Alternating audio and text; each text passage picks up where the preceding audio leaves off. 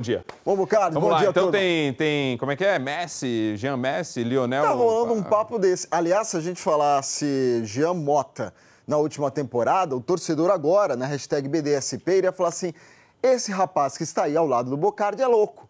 Mas hoje o torcedor está dando graças a Deus ao Jean Mota, artilheiro do Campeonato Paulista, e também graças também à diretoria do Santos, né, trazendo um técnico diferente. Jorge Sampaoli com futebol diferente para a gente analisar mesmo. Não à toa, estou muito ansioso para a próxima rodada, já que o Santos enfrenta o Palmeiras. Mas esse é o assunto para outro dia.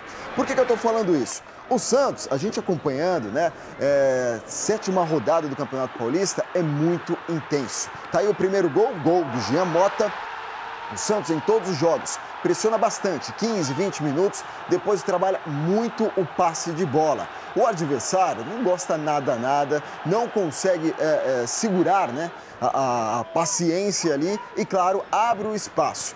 Eu coloquei também, evidentemente, as defesas do Vanderlei e também outras jogadas que o Santos teve. Se o Santos não consegue envolver a defesa do adversário, tem o chute de fora da área. Jean Mota, mais uma vez como você brincou, Bocardi, quando o cara está com autoestima elevada, está lá em cima, olha o gol que ele fez. Isso é só para quem está com segurança mesmo. Chutou direto, poderia cruzar e fez o segundo gol. O Delis Gonzalez faz um belo trabalho ali pela esquerda. Você vê que ele insiste bastante, mesmo no chão, cruza. E o Rodrigo, que jogou pela primeira vez no Santos nessa temporada, né? Porque ele estava com a seleção sub-20 no Sul-Americano, e nós mostramos aqui na Globo. Ele jogou com o Santos e fez o terceiro gol da equipe paulista. É um time interessante. E isso é mesmo porque na próxima rodada a gente vai acompanhar o clássico, né? Palmeiras e Santos, jogo no sábado, às 7 horas da noite, na Zona Oeste de São Paulo. A gente vai ver esse Palmeiras que tem 3 times e um Santos que tem um time já montado, bonitinho e que dá muito trabalho ao adversário, né? Principalmente desse lance de toque de bola. É você tá ali, ó, cozinhando a bola, você tá querendo a bola. Você começa a se irritar um pouquinho, rapaz. Tem o reflexo da personalidade do técnico mesmo no time, Total. Né? Isso é muito Jorge Sampaoli. Se você lembra do que aconteceu na última temporada, o Santos não era desse jeito. A gente teve 2, 3 peças de reposição para essa temporada, mas a base foi mantida. Mas o futebol é diferente. Não à toa que a gente vê o Jean Mota voando. E ele fala justamente sobre isso. Vamos ver. Jean, bateu aquela falta mesmo para ir pro gol? Sim, a gente treina isso.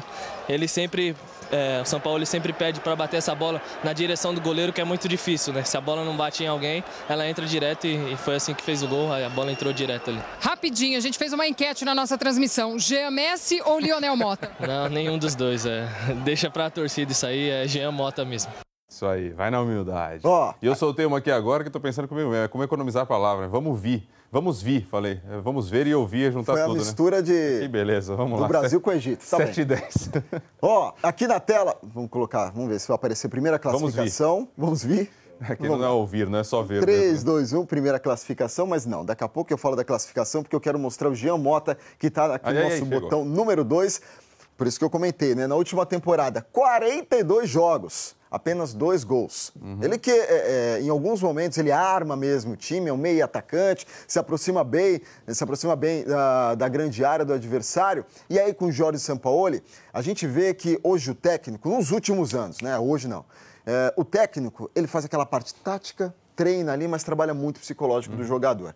E isso, trabalhar o humano, você sabe que é muito difícil. E aí você vê o técnico estrangeiro, um argentino, conseguindo essa façanha, porque é algo difícil você trabalhar, levantar a estima do jogador, do profissional, consegue, e não à toa aí que em 9 jogos são 7 gols, média de 0,77 por jogo. Se a gente colocar para o restante da temporada, tá aí, né? Um dos destaques do Santos já agora nessa 7ª rodada do Campeonato Paulista. Voltando para o botão 1. Eu quero mostrar a classificação do Campeonato Paulista. Por quê?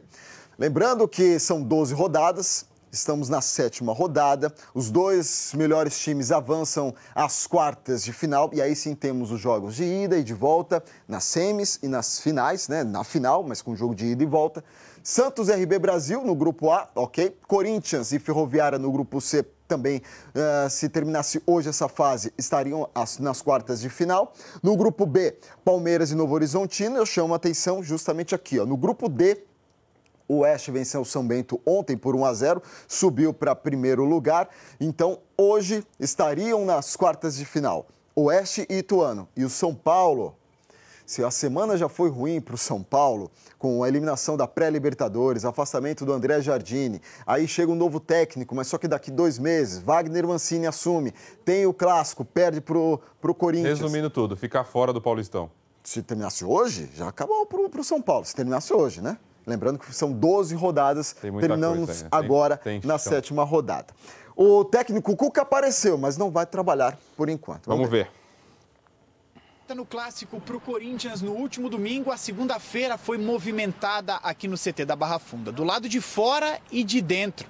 Lá fora, torcedores protestaram contra o atual presidente Leco e contra alguns jogadores. Enquanto eles protestavam, do lado de dentro, Raí, diretor de futebol, apresentava o novo técnico do São Paulo. Cuca comandará o time, ele tem contrato até o fim de 2020. Só que como ele passou por um problema de coração recentemente, ele ainda está se recuperando, ele avisou a diretoria do São Paulo que só pode assumir o time a partir do dia 15 de abril. Na entrevista coletiva aqui de apresentação, ele disse que gostaria de abreviar esse prazo. Enquanto isso não acontece, quem comanda o São Paulo na temporada é o Wagner Mancini, que é o coordenador técnico do time, mas que por enquanto tem feito o trabalho de técnico interino. Na chegada, Cuca falou sobre autoestima. Disse que esse período em que saiu do Santos e que ficou de folga, descansando, cuidando da saúde, se energizou. Eu venho muito energizado, muito mesmo. Queria poder já estar aqui amanhã no campo, mas infelizmente ainda não posso. Tenho ainda um final de tratamento que começou dia 5 de dezembro e ele vai de 4 a 6 meses para que ele se concretize, né? Eu, quanto antes puder, vou estar trabalhando. E nós temos uma ideia bem forte de time, de conhecimento de elenco que ele tem, que o Raí tem, que a gente já discutiu, e de formar um São Paulo bem forte para esse ano. A gente tem ambições de ser campeão paulista, da Copa do Brasil, Campeonato Brasileiro, e a gente vem com esse intuito, né? Eu pediria à torcida do São Paulo que tenha confiança em mim. O São Paulo volta a campo no próximo domingo contra o RB Brasil no Morumbi pelo Campeonato Paulista.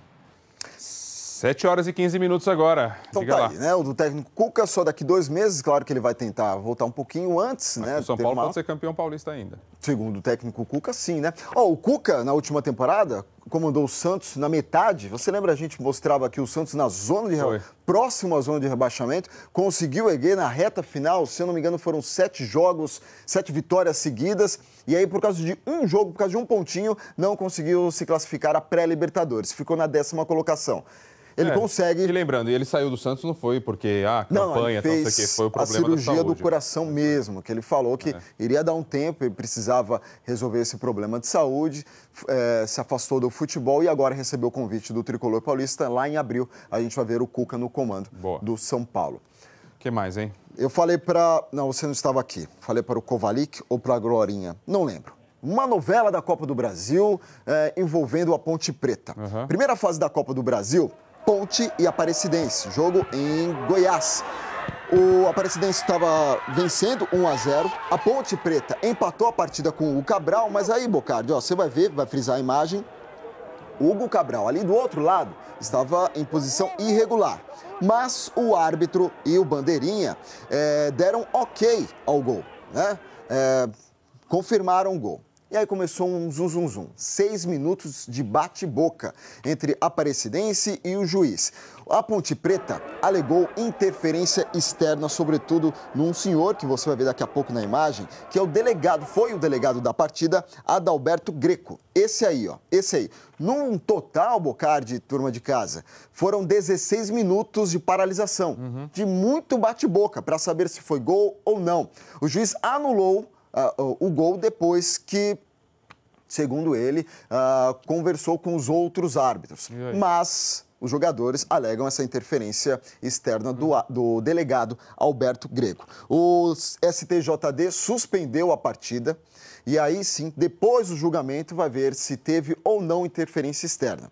Claro que ainda o jogo está marcado, tem um jogo da próxima quarta-feira, Aparecidense e Bragantino do Pará, está marcado, que é a segunda fase da Copa do Brasil, mas tem muita água que vai rolar ainda, e aí sim a gente vai descobrir se vai ter um outro jogo, se o jogo vai ser suspenso, se a Ponte avança para a segunda fase da competição, e serão cenas dos próximos capítulos. Sem bico, sem bicão. 7h17 agora. Para finalizar, tá aqui, ó. O jogo de amanhã pela Copa do Brasil, segunda fase. Lembrando que ainda nessa segunda fase é jogo único na Arena Corinthians. Quarta-feira, amanhã, 9h30, Corinthians e Avenida do Rio Grande do Sul. Tá certo? Corinthians de Gustagol. De Gustagol. Esse aí, 7 gols, né? 7 gols em 9 jogos num total. Lembro que aqui já falei várias vezes, pertencia ao Fortaleza, foi para o empréstimo na última temporada.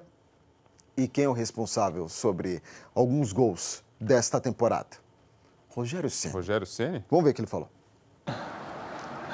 E na parte do cabeceio, ele que cruzava a bola para mim, não era nem dos laterais. E ficava fácil, então eu só procurava trabalhar o meu tempo de bola, porque os cruzamentos dele eram perfeitos. E isso eu fui aprimorando. E fui pegando confiança durante os jogos e os gols vinham saindo. Tá aí, então. Gustagol, 7 gols em 9 jogos. Rogério Ceni, que cruzava pro rapaz de 1,89 m fazer esses gols que você, corintiano, está vendo nessa temporada. Como são as coisas. Você vê? Ficou muito rápido, né? Valeu. 7h18 agora. Valeu. Boa terça, viu? Valeu. Pra nós. Beijo, turma. Valeu. Tchau, tchau. Até mais. Ó quem tá aqui, ó. Eu tô aqui.